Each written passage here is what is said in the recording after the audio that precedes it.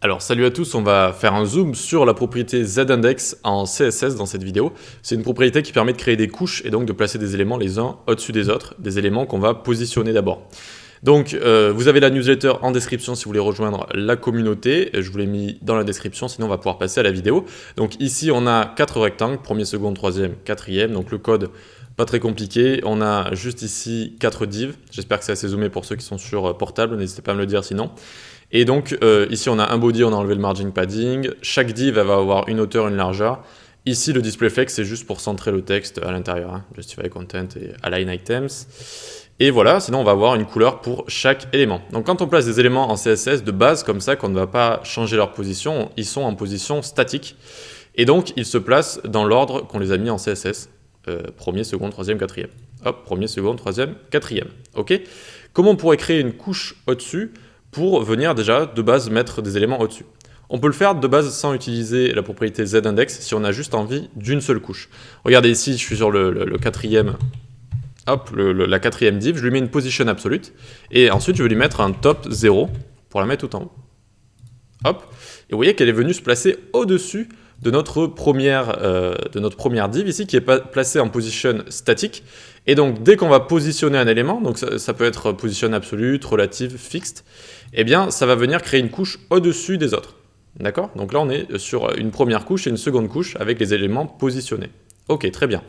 Maintenant, si on met position absolute sur nos 3 derniers ici, d'accord, donc 2, 3, 4, position absolute. Qu'est-ce qui va se passer à votre avis? Est-ce qu'on va voir le 2 en premier ici, donc la div rouge, ou le 4? Eh bien, hop, on vient ici, on va voir la quatrième, d'accord? Donc, quand on va placer plusieurs éléments en absolute, comme ça, on va voir le dernier élément auquel on lui a mis absolute, d'accord? Donc, le dernier élément auquel on a mis absolute, qui va être en haut de la pile, si vous voulez, d'accord? Donc, on reste toujours sur une couche au-dessus de statique, mais il faut s'imaginer une pile de cartes. Et donc, vous auriez mis la div seconde en première, puis troisième, puis quatrième. C'est pour ça qu'on voit la quatrième ici. Ok? On peut mieux voir tout ça si on vient là et on fait par exemple left 50. Et puis, on va toutes les décaler, par exemple ici, hop, 100 et 150.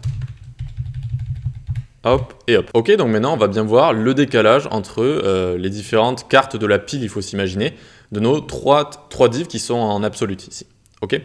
Et bien maintenant il est temps d'utiliser notre propriété Z-index. Une fois qu'on a positionné des éléments avec absolute, relative ou fixed, on va pouvoir les Z-indexer, j'allais dire. Non, on va pouvoir créer des couches avec Z-index. Imaginons j'ai envie que notre deuxième div ici, la rouge, elle soit au-dessus de toutes les autres. Je viens ici faire Z-index et je vais lui donner 100 par exemple. 100 et regardez, hop, on a notre div qui est au-dessus. Alors, qu'est-ce que c'est que cette valeur ici? Tant que c'est une valeur, enfin, la valeur la plus grande en fait sera la couche la plus élevée. Voilà, tout simplement. Donc ici j'ai mis 100, j'aurais pu mettre 1, j'aurais pu mettre 10, j'aurais pu mettre 10 000. Et par exemple maintenant la troisième, je vais la faire passer au-dessus de la deuxième ici. Eh bien j'ai juste à mettre une valeur au-dessus pour créer une nouvelle couche qui sera du coup supérieure à 100, 101, c'est supérieur à 100, tac, on voit bien la troisième qui est apparue ici. Voilà, et donc comme je vous disais, hein, vous pouvez mettre une valeur tant qu'elle est supérieure, donc pas de nombre à virgule hein, par contre. Tant qu'elle est supérieure, je peux mettre 9, 9, 9, 9, 9, 9, hop, voilà, une valeur supérieure. Et donc du coup là, c'est la quatrième qui est bien revenue au-dessus. Voilà. Allez, une dernière chose à voir avec Z-index qui est assez pratique. Comment on pourrait faire écoutez, on va la laisser au-dessus des autres, on va mettre 9, 9, 9 juste, voilà. Comment on pourrait faire pour que notre élément en position statique, donc de base, notre div qu'on a créé, elle ait un élément en position absolute, voilà, en dessous. Voilà, c'est ça que je voulais dire.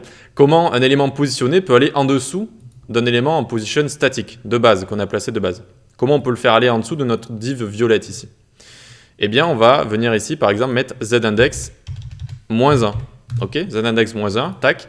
Il va passer en dessous et on voit bien que notre div violette, qui est la première ici, eh bien, on la voit plus. Et si on met Z-index sur tous les autres, tac, eh bien, c'est notre div en statique qui va être au-dessus des divs en position absolute, des divs positionnés.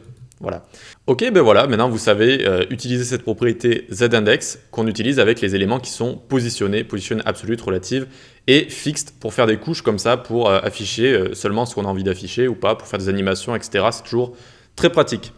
Eh bien, si tu aimes, tu peux liker, partager, t'abonner. Tu peux aussi aller sur l'école du web, c'est un site que j'ai créé avec des cours plus complet que les vidéos que je mets sur YouTube, comme ça. Et je suis également présent, si tu préfères, sur les plateformes d'e-learning comme Udemy, tuto.com, etc. Et j'ai également une newsletter dans la description, tu peux t'abonner pour rejoindre la communauté. Ok? Allez, on se donne rendez-vous pour une prochaine vidéo. Ciao!